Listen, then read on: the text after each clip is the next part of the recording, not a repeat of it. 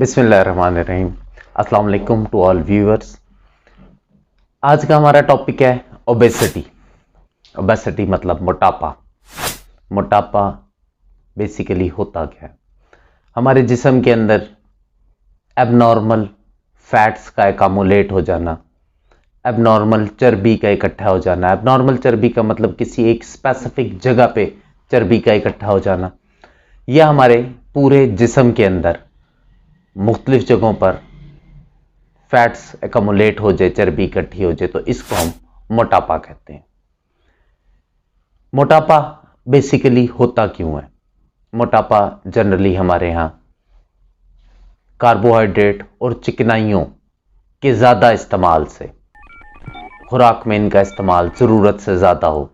जैसा कि एक ख़ातून को एक एवरेज खाने के अंदर 2000 कैलोरीज लेनी चाहिए, जबकि एक मर्द को एवरेज खाने के अंदर 2500 कैलोरीज की ज़रूरत होती है। अगर इससे ज़्यादा कैलोरीज ली जाएं, जिनके अंदर स्पेशली फैट्स, कार्बोहाइड्रेट्स ज़्यादा हों और उनकी डाइजेशन प्रॉपर ना हो, उसके साथ एक्सरसाइजेज ना हो, तो फैट एकमुलेट होना शुरू हो जाती है। इसके अलावा हमारे बहुत से डाइटरी फैक्टर्स हैं।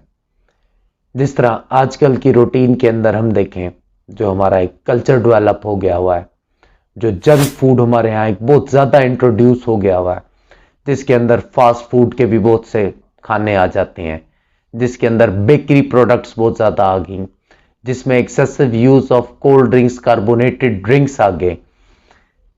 ये तमाम वो चीज़ें हैं जो आपके बॉडी मेटाबॉलिज्म को भी ख़राब करते हैं और फैट एकमुलेट भी करते हैं।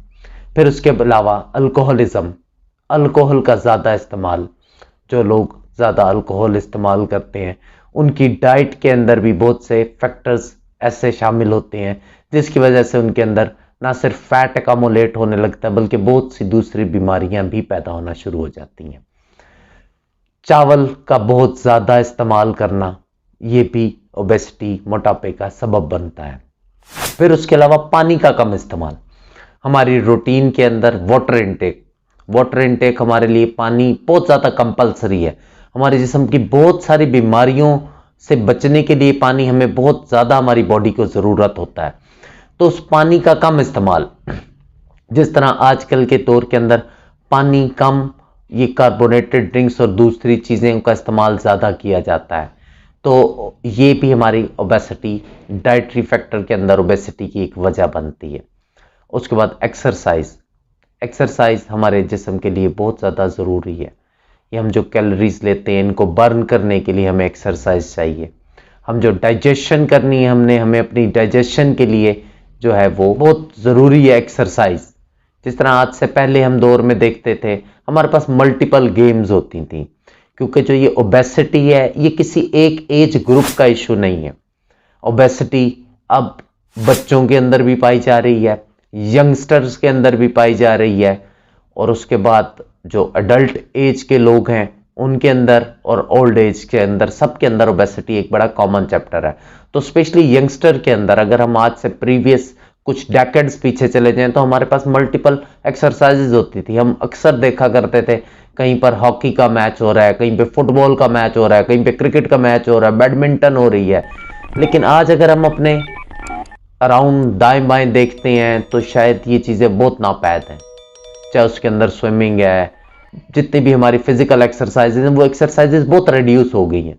अब ज़्यादातर हमारे बच्चे मोबाइल्स के ऊपर ही गेम्स, उनकी क्रिकेट भी मोबाइल के ऊपर है, उनकी हॉकी भी मोबाइल के ऊपर है, उनका फुटबॉल भी मोबाइल के ऊपर है।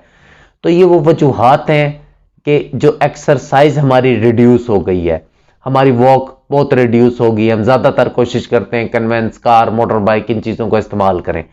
तो ये हमारे एक जनरल रूटीन की एक्सरसाइजेज थी।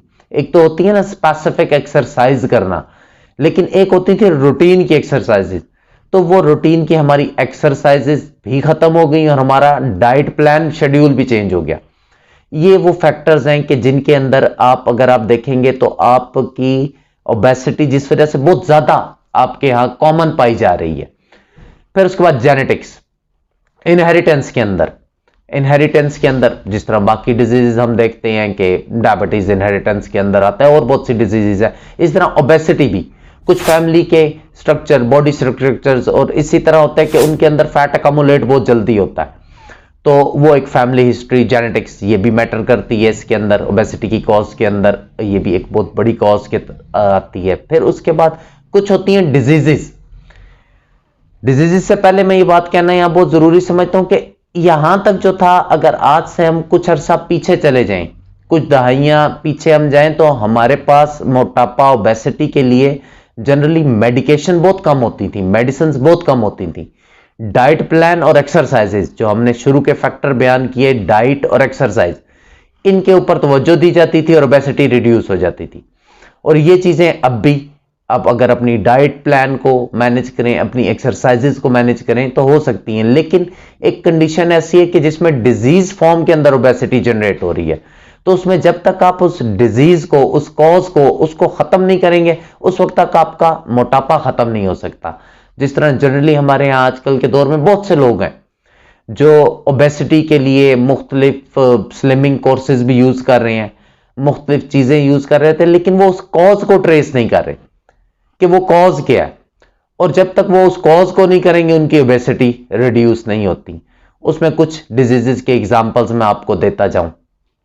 एक तो हमारे हार्मोनल जो इश्यूज हैं, हमारे हार्मोन, स्पेशली एंडोक्रिनोलॉजी में पिट्यूटरी ग्लैंड हमारा मास्टर ग्लैंड के तौर पे बॉडी में रोल अदा करता है। पिट्यूटरी से एक हार्मोन निकलता है TSH, थायराइड स्टिमुलेटिंग हार्मोन। इसका फंक्शन होता है थायराइड ग्लैंड को स्टिमुलेट करना। जब थायराइड TSH रिड्यूस होता है, थायराइड को स्टिमुलेट, तो पेशेंट हाइपोथायराइडिज्म में चला जाता है। अब आइदर थायराइड ग्लैंड खुद प्रॉपर वर्किंग नहीं कर रहा या TSH उसके पास प्रॉपर नहीं आ रहा, तो ये हाइपोथायराइडिज्म एक ऐसी कंडीशन है जिसमें ओबेसिटी जनरेट होने लग जाती है, जिस्म फूलना शुरू कर देता है। अब यहां पे इस पेशेंट को जब तक आप हाइपोथायराइडिज्म, आप उसका TFTs करवाएंगे, उसके अंदर T3, T4, TSH की वैल्यूज देखेंगे, अगर वो नॉर्मल नहीं है तो जब तक आप उन्हें मैनेज नहीं करेंगे, आप इस पेशेंट को जो मर्जी मेडिसिन, मोटापे के लिए सप्लीमेंट्स, स्लिमिंग कोर्सेज देते हैं, उसकी ओबेसिटी रिड्यूस नहीं होगी। इसी तरह हार्मोन्स में अगर हम बात करें तो फीमेल्स में स्पेशली जो हार्मोन्स होते हैं हमारे, उसमें भी पिट्यूटरी का रोल, BFSH, LS, प्रोजेस्टेरोन, जो मेंस्ट्रुअल साइकिल को मैनेज कर रहे होते हैं।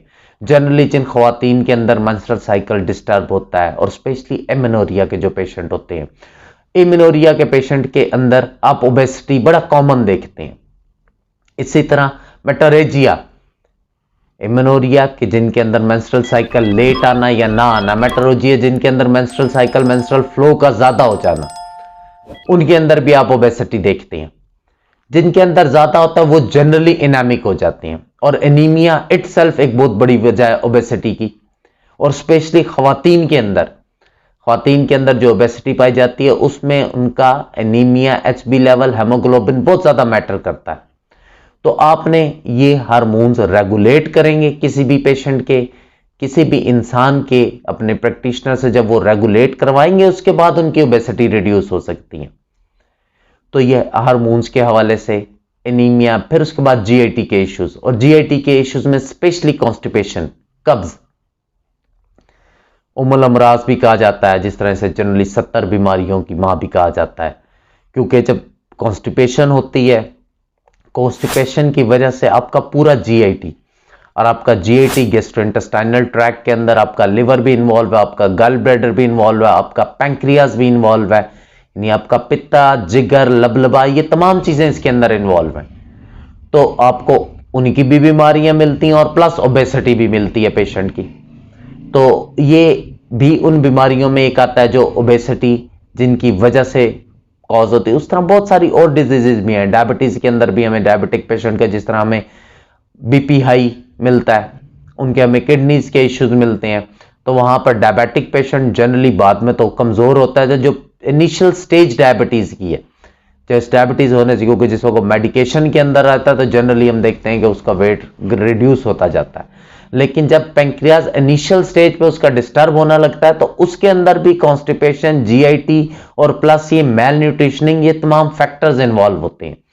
तो आपकी ये डिजीजेस कुछ ऐसी मखसूस डिजीजेस हैं जिनकी वजह से ओबेसिटी आपके जिस्म के अंदर कॉजकारी होती है, जिसकी वजह से मोटापा बन रहा होता है।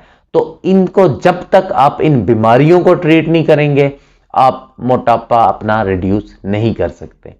और फिर इसी की कॉम्प्लिकेशन जो ओबेसिटी की है, कि जैसे अभी हमने कुछ चीजें डिस्कस की, अगर हम इन्हीं बीमारियों को आगे लेके जाएं, इनकी वजह से होने वाली कॉम्प्लिकेशंस भी मौजूद हैं।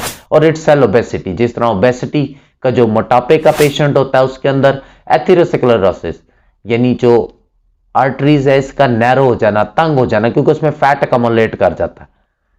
आर्टरीज का तंग हो जाना, हार्ट की डिजीजेस, दिल की बीमारियों का होना, ब्लड प्रेशर हाई हो जाना, लिवर डिजीजेस उसके अंदर, किडनी की डिजीजेस, पित्ते की पथरी, गॉल ब्लैडर स्टोन, कोलिथियासिस जिसे हम कहते हैं, वो एक बड़ा कॉमन हमें मिलता है ओबीज लोगों के अंदर।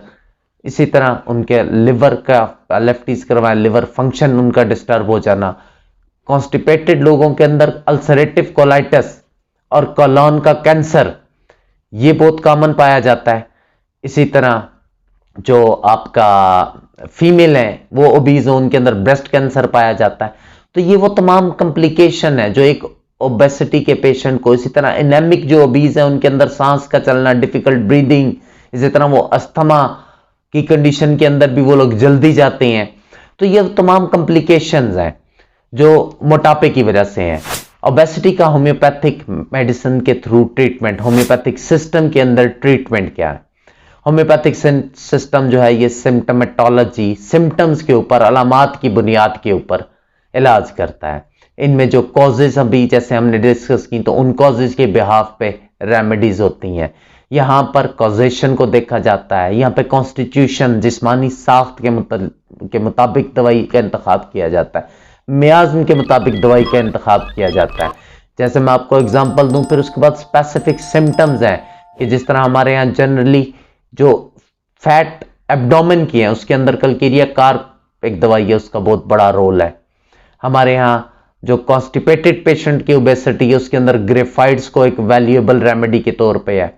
हमारे यहाँ अपर बॉडी एमेसिएशन, ऊपर से जिस्म का पतला, नीचे से ऑब्वियसली मोटे होने का मतलब है कि पैल्विक रीजन में, अनिनल रीजन के अंदर फैट ज्यादा आना, और फीमेल में स्पेशली अगर ये मेंस्ट्रुअल साइकिल की वजह से तो वहां पर नेट्रोम्योर हमारी एक बहुत बड़ी दवाई के तौर पे आती है।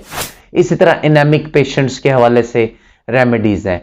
इंशाल्लाह हम अपनी नेक्स्ट वीडियो में इसके मतलब तमाम हमारी जितनी डाइट के अंदर जो डाइट प्लान एक दिया जाता है, हम वो डाइट प्लान भी आप लोगों से शेयर करेंगे, और होम्योपैथिक की जितनी इफेक्टिव रेमेडीज हैं और उनकी सिम्टम्स के साथ उसको भी हम शेयर करेंगे। जज़ाकल्लाह, अस्सलाम वालेकुम। Thanks for watching. Leave your opinion in comments box.